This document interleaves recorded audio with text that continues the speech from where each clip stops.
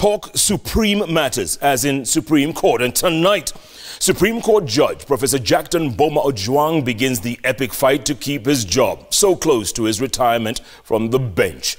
The Judicial Service Commission has written to President Uhuru Kenyatta recommending the establishment of a tribunal to probe Ojwang over allegations of corruption, abuse of office, and gross misconduct.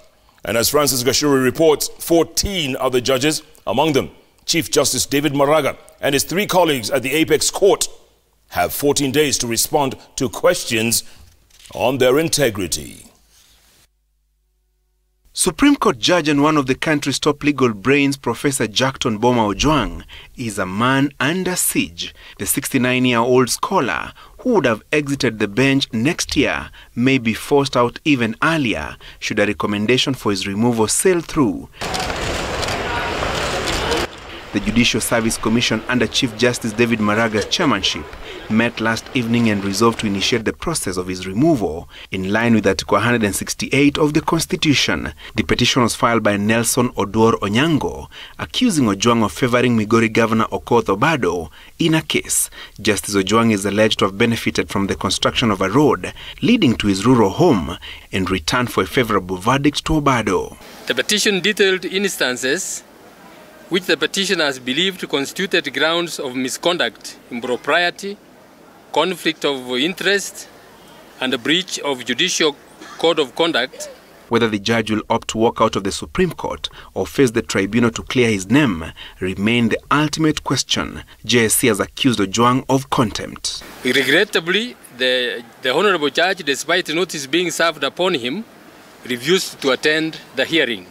President Kenyatta has 14 days to establish a tribunal to determine Ojwang's fate. This 7-member tribunal shall comprise, among others, a chair and 3 other members who hold, have held, or qualify to be appointed Supreme Court judges. In the course of the tribunal's tenure, Ojwang will be on half pay, and should the team find merit in the allegations leveled against him, he will be sacked by the president, though he has an opportunity to appeal the verdict at the Supreme Court. We are not taking any questions. Thank you.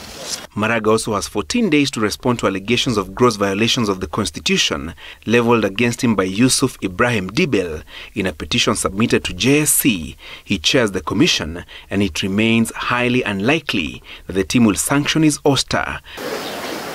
Ojwang and 3 Supreme Court judges, Njoki Ndungu, Smoky Wanjala, and Mohammed Ibrahim, also have 14 days to file responses to a petition filed by Mohammed Mahamoud Sheikh, accusing them of gross misconduct, misbehavior and incompetence, breach of the Constitution and oath of office, after they ruled in favor of Mohammed Abdi Mahmoud in the Wajir gubernatorial election petition. Allegations of massive bribery were made against the 4 judges.